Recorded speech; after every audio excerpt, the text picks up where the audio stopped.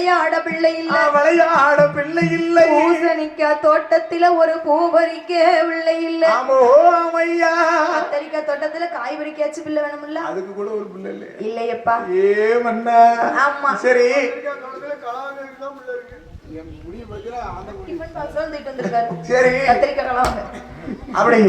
பார்த்தால் சொர்ணவள்ளி பெண்கொடியானவள். சொர்ணவள்ளி பெண்ணாள். அப்போ தன் கணவனை இழைத்து அழுது புலம்புகிற போது, ஏ மன்னா, மன்னாதி மன்னவா, எனக்கு பிள்ளை இல்லல்ல. சரி, எனக்கு தானே பிள்ளை இல்ல. நீங்க ரெண்டாம் தரம் ஒரு கல்யாணம் முடிச்சா என்ன? நீங்க ரெண்டாம் தரம் எங்க சித்தியம்மா சீனியம்மா சும்மா தான் இருக்கா. சும்மா அவளை கல்யாணம் முடிச்சு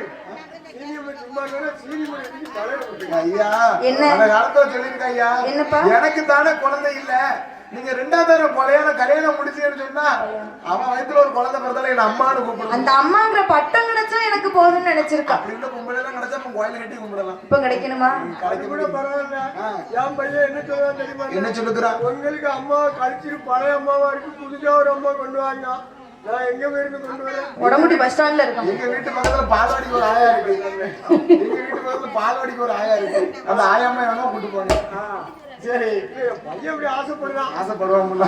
அந்த காலத்துல சொல்லுவாங்கய்யா. என்ன சொல்லுவாங்க? பிள்ளை இல்லைன்னா ரெண்டாம் தடவை ஒரு கல்யாணம் முடிங்கன்னு. சரி. ஆனா அவ்வளவுதான் சொன்னாலும் அந்த மனுஷன் எனக்கு ரெண்டாம் தடவை கல்யாணம் வேண்டாம்னு சொல்லுவான். அவங்களா மனுஷன். ஆனா இப்போ பொண்டாட்டி பெர்மிஷனே கொடுக்க வேண்டாம். ஆமா, அழகு போல ஒண்ணு இருந்தாலும் குரங்காட்டா வச்சிருக்கான். செப்பனிம்மா.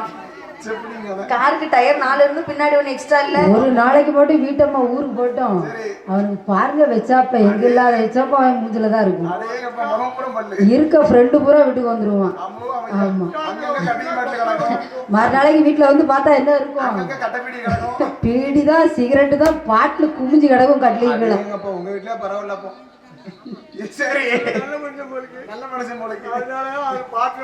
வேற இருந்தாலும் நம்மளுக்கு தெரியாம போது. அதாவது நினைச்சிருக்கேன், இந்த பாட்டு முடிஞ்சு வீடு போயில கேமரா வாங்கிட்டு போகணும்னு நினைச்சிருக்கேன். நம்ம ஊர் ஊரா அலைதோம். அப்படி நம்ம வந்து ஊர் ஊரா போறோம். வீட்டுல வந்து என்னைக்கா ஒரு நாள் தான் தங்குறோம். அதனால யார் எப்படி இருப்பான்னு தெரியாது. அதனால கேமரா மாட்டோம்னு நினைச்சிருக்கேன்.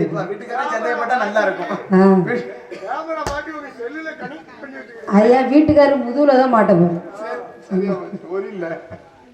பார்த்தால் சொர்ணவள்ளி பெண்கொடியானவள். எனக்கு தானே பிள்ளை இல்ல. நீங்க ரெண்டாம் தடவை ஒரு கல்யாணம் முடிச்சா என்ன என்று கேட்கும் போது சோழ மகாராஜன் என்ன சொல்லுகிறார்? என்ன சொல்லுகின்றார்? அள்ளி பணம் கொடுத்திட்டாலோ, அள்ளி பணம் கொடுத்திட்டாலோ, அள்ளி பணம் கொடுத்திட்டாலோ, கொடுத்திட்டாலோ, கொடுத்திட்டாலோ, அழகை போல கிடையாது, அழகை போல கிடையாதுமா, கிடையாதுமா.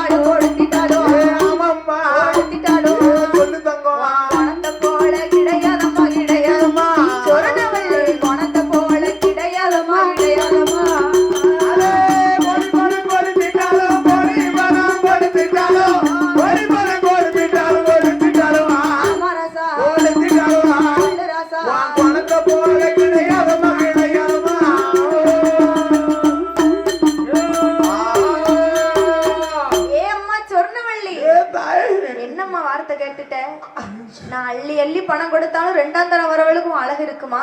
நான் கோடி கோடியா பணம் கொடுத்தாலும் உன் குணம் இருக்குமா? என்ன குணம்? ஆந்த குணம் கூவ புத்தி. ஆந்த குணமா?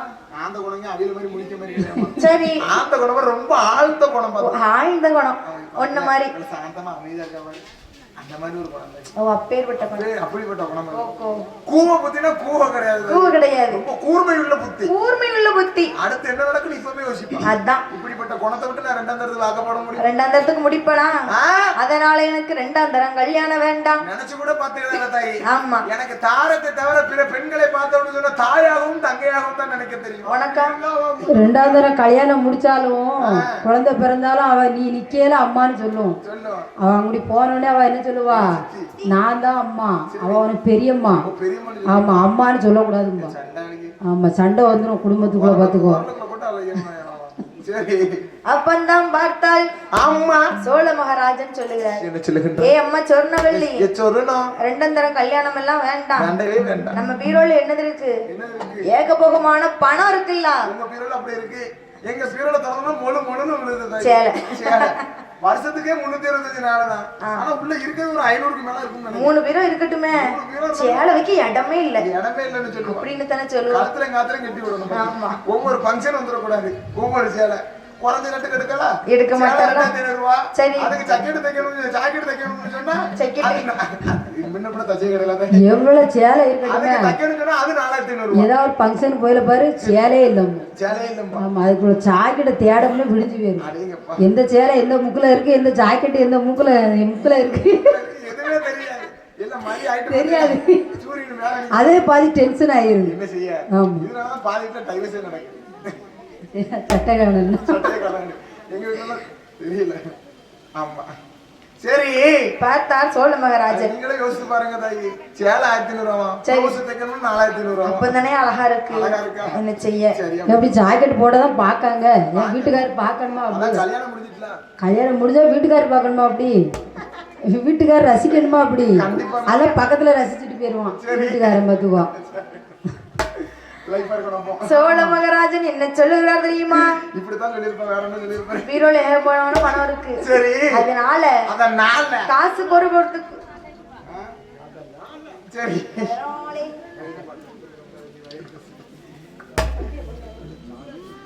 சரி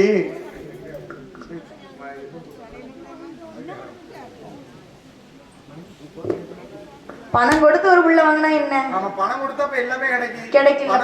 அந்த இடத்துக்கே பட்டா முடிச்சிடலாம். இந்த இடத்துக்கு கொண்டு இது அம்மாவோட இடம். அம்மா இடம். பணம் கொடுத்தா எல்லாமே கிடைக்கும். பார்த்து ஆக இருப்பதனால ஆமா அப்படி என்று என்ன சொல்லுகின்ற சோழ மகாராஜன் பணம் கொடுத்து ஒரு புள்ள வாங்கினா என்ன? பணம் கொடுத்த அந்த பிள்ளை என்ன தத்து எடுத்துட்டு போறீங்களா? ஆமா, மண்ணுல ரொம்ப நேரம் விளையாடிட்டே இருக்கும். கூட்டு போயிருமா? நல்ல ரேட்டுக்கு வந்தோம்னா பேசி முடிங்க. அம்மாட்ட பெர்மிஷனுக்கு தூக்குவோம். சரி, பறக்கலாம் முடிக்கும் என்று சோழ மகாராஜன் கேட்டபோது சரி, சொர்ணவல்லி வெண்கோடியானவள் என்ன சொல்லுகிறாள்? அம்மோ ஆமையா,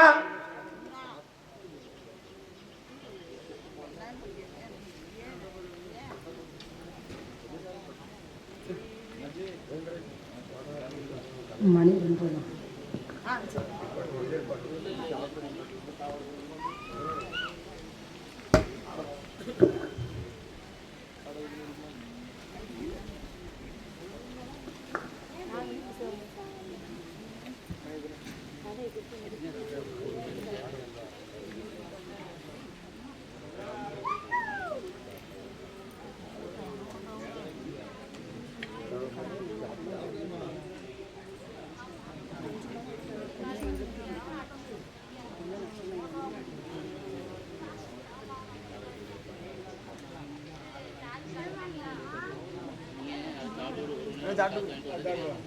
வேலை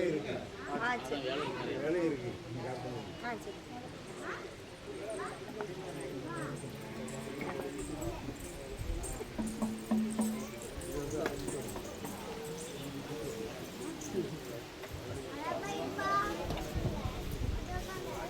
நான் சாப்பிட மாட்டேன்.